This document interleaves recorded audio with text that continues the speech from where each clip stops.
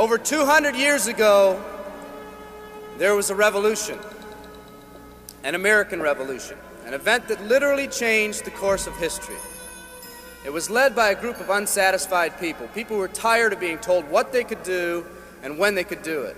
People were fed up with their lack of choices and their lack of personal freedoms. People fed up with their lives being controlled by others. Fed up with being oppressed, fed up with being manipulated. They finally said, enough, I've had it, and I'm not going to live like this anymore.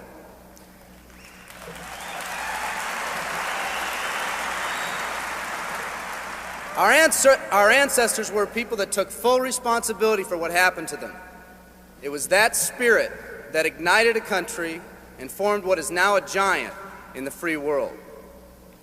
I have a question for you. Where's that spirit today? It's time for another revolution. Let me explain one of the laws of the universe. It's called the law of use, and it says simply this: whatever you don't use, you lose. Lack of use causes loss.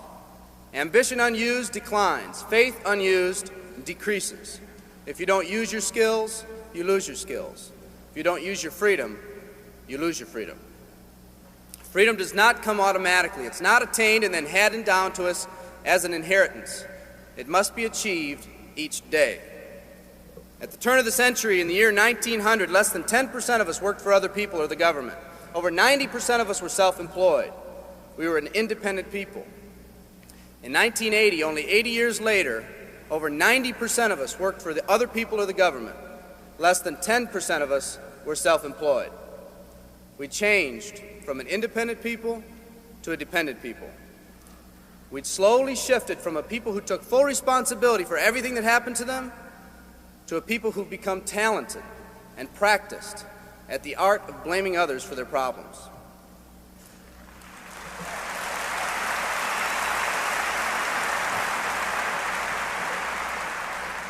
Our giant has fallen asleep.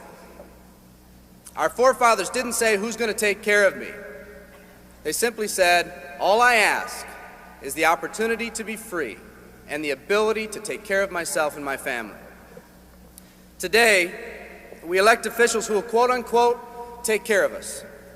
We cry out against anyone who dares to ask us to provide more value in the workplace. We do everything we can to spread around the suffering in our society, and yet no one is willing to step up and be part of the solution. We've slowly changed from a society that compensates based on value to a society that compensates based on entitlement and seniority. What we've come to believe is our due. We act as if someone actually owes us a living. Part of this change is due to the dramatic rise of conformity in our society. We're all taught to conform. Incredible pressures are put on us every day to do things, quote unquote, the right way. And yet no one asks the question, is this really the right way? A man once said, I'm just a collection of mirrors reflecting what everyone expects of me. We live our lives to please those around us, and the scary thing is, the people around us are doing exactly the same thing. Psychologist Rollo May calls us outer-directed people. We don't act, we only react. We seek not to be outstanding, but to fit in. We're able to respond, but not to choose. Perhaps that's why a wise man once said, the mass of men lead lives of quiet desperation. In order to change, we need to become inner-directed people. People with our own purpose. People who are not easily swayed by the opinions of others. And that's difficult because from a very early age, we look to the opinions of others to orient ourselves and to validate our decisions and our actions. Nietzsche said, we need more strong people in this world because the weak, by their sheer mass, are forcing weak ideals and weak values on us all.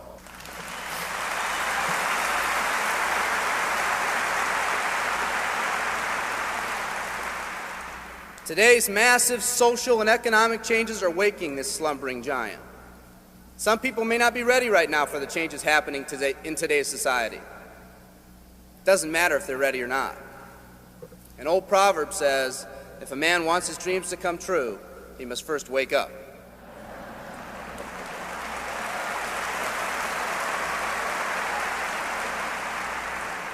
I, for one, am glad for the radical changes in our society because I believe that within that crisis, we will find that independent spirit that once pioneered this country. Some of us are finally ready to change. The displacement of our workforce has caused many of us to start searching for something better. Moving products and moving services is our business and our goal, but what we are becoming in the pursuit of that goal is a larger and much more important issue. The rekindling of our independent spirit has more lasting value.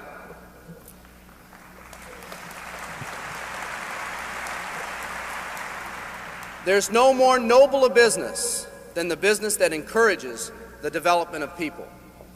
Every living organism has one and only one central need in life: to fulfill its own potentialities.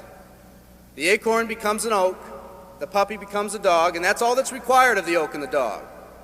But the human being's task in fulfilling his or her nature is much more difficult.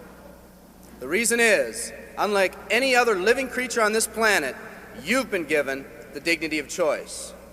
You'll not grow like a tree. You'll grow only as you plan and choose to grow. When a person chooses to live, two things happen. First, assuming responsibility for themselves takes on a whole new meaning. They accept responsibility not as something they've been saddled with, but as something they themselves have chosen. The second thing that happens is that discipline from the outside is replaced by self-discipline. They accept discipline not because it's commanded, because they themselves have chosen what they want to do with their lives. Just like when the disenfranchised men and women over 200 years ago got fed up and said, "I'm not going to live like this one more day," there's another revolution coming. It's coming not just from Americans, but from people all over the world.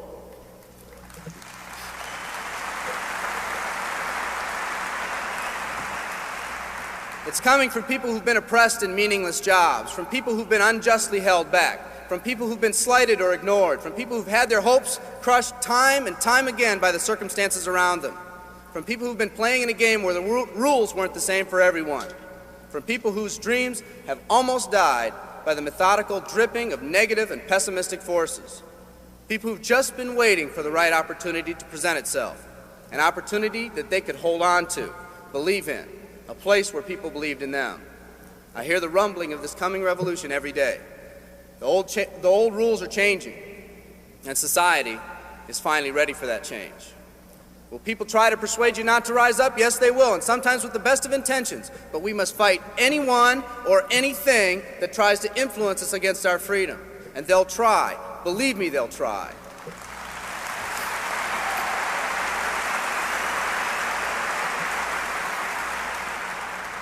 They'll try to suggest you off course, to nudge you off course, to distract you off course. There's another revolution coming, and it's going to be led by a group of unique and courageous people like you.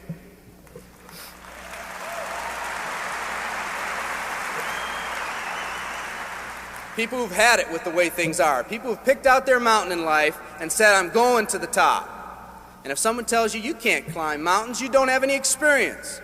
You tell them, "I'm going to the top."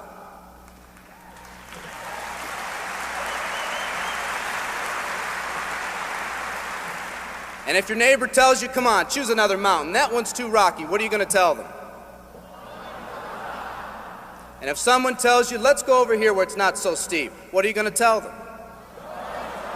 And if someone says network marketing, what are you going to tell them? And if your friend tells you, "Come on, let's climb this one, that one's too slippery," what are you going to tell them? If anyone tells you you can't go up, it's too rocky, too steep, too slippery, you say, "Listen here, I'm going up. You're either going to see me waving from the top or dead on the side. I'm not coming back."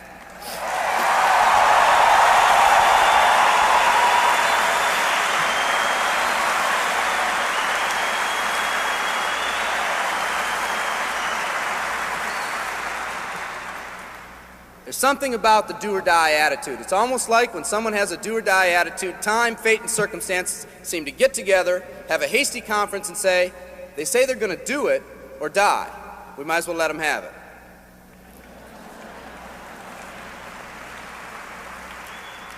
The people in this arena are special. You're special because you've already rekindled that independent spirit. You've already said that you're not going to conform to negative pressures around you. You've all said enough, I've had it, and I'm not living like this anymore.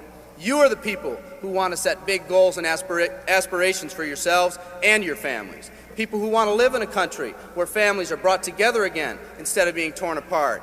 People who want a country where once again owning your own business and controlling your own destiny is commonplace.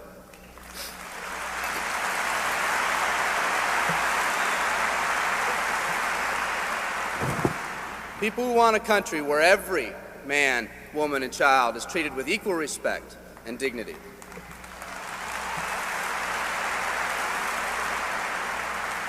People who will pay any price so their families will not live with the legacy of maxed out credit cards and unfulfilled promises.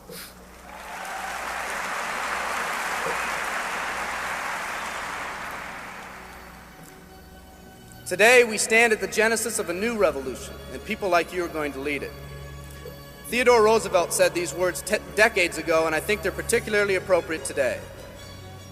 He said, "We see across the dangers of the great future, and we rejoice as a giant refreshed. The great victories are yet to be won, the greatest deeds yet to be done. I've dreamt of a company that can give us the opportunity to make these dreams come true by allowing us all to fulfill our own true potential." I love you all. Thank you very much.